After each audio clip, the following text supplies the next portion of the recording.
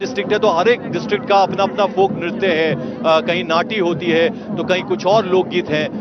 कांगड़ा की बात करें, एक पूरी बेल्ट है तो पॉलिटिकली भी अगर हम बात करें तो कांगड़ा एक इतना स्ट्रांग होल्ड है तो वहां पर 16 सीटें हैं तो वो डिसाइड करती है, कहते हैं सरकार किसकी होगी तो वो डिसाइड करती है। वहां के लोक नर्तक और लोक गायक यहाँ पर आते हैं, सोलन के आते हैं, सिरमौर के आते हैं, चंबा के आते हैं, हर एक डिस्ट्रिक्ट से लोग यहाँ पर आते हैं तो पूरी आस्था के साथ और यहाँ पे आके परफॉर्म करते हैं। जो स्टेट गवर्नमेंट है वो पूरा उनका उस तरीके से रखरखाव करती है। टेंट्स लगते हैं यहाँ पर जहाँ सारे तमाम आर्टिस्टों का इंतजाम होता है।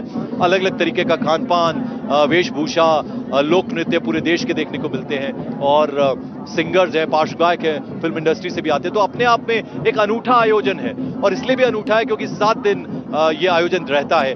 10 दिन का दशहरा जब खत्म होता है और उसके बाद यहाँ पर यानी नवरात्र होते हैं, उसके बाद दशहरा होता है, विजयदशमी जो आज है और आज से शुरुआत हो रही है यहाँ पर कुल्लू दशहरा की। तो आप देखें लोग बड़ी संख्या में यहाँ पर हैं। अभी भगवान रघुनाथ का रथ यहाँ से निकल गया है, रथ ग्राउंड से आगे बढ़ गया है। हालांकि 45 मिनट तक वो अपने डेस्टिनेशन तक पहुंचेगा, इतना वक्त उनको लगेगा वहां पहुंचने में।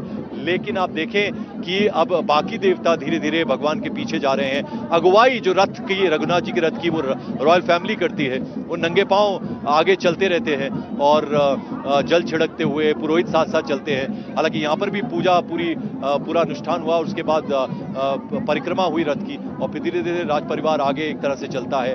और राजा जो है महेश्वर सिंह, उन्होंने तो ये भी कहा कि मैं सेवक हूं भगवान का और छड़ी बरदार हूं और जो उनके पुत्र हैं वो सेवादार हैं और पूरी सेवा हम करते हैं।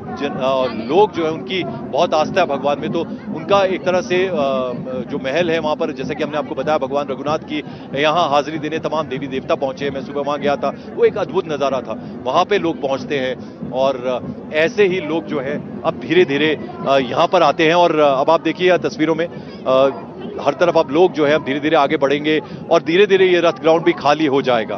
तो कृपा है कि वो हम सबको देख लेंगे और यहाँ पे किसी पुलिस, किसी एडमिनिस्ट्रेशन की हमें जरूरत नहीं है। भगवान रघुनाथ हैं तो सब कुछ अच्छा ही होगा, ये आस्था है। तो उस लिहाज से अगर देखा जाए तो कुल्लू का दशहरा किस तरह से शुरुआत उसकी हुई और फिर ऐसा नाम हुआ कि देश और दुनिया में जाने लगा और आज से उसकी शुरुआत हुई है। 2 साल के मुश्किल वक्त के बाद हुई है तो ये अपने आप में बहुत बड़ी बात भी है। तो अब आप देखें धीरे धीरे भीड़ थोड़ी कम होना शुरू हुई है। बड़े बड़े LED स्क्रीन्स यहाँ लगाए गए हैं जिसमें कि जो लोग दूर हैं उनको नजदीक से दिख पाए इस पूरे आयोजन के बारे में।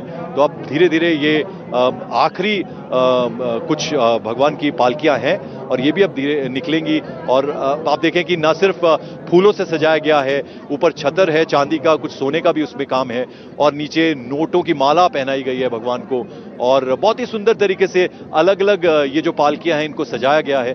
आप देखें कि अब बस लगभग ये आखिरी यहाँ पर कुछ देवता रह गए हैं। हालांकि उधर कुछ और देवता मुझे नजर आ रहे हैं और मेरे कैमरामैन दिखाने की कोशिश कर रहे हैं, इन तस्वीरों को आप तक पहुंचाने की कोशिश कर रहे हैं। इंडिया टीवी पर आप देख रहे हैं ये सीधा प्रसारण इस वक्त ढालपुर ग्राउंड जो है कुल्लू का, उसमें ये रथ ग्राउंड है जहां से हम तस्वीरें आपको दिखा रहे हैं। प्रधानमंत्री नरेंद्र मोदी यहां से रवाना हो चुके हैं और आज उनके दिन की आगाज बहुत टाइट शेड्यूल उनका था।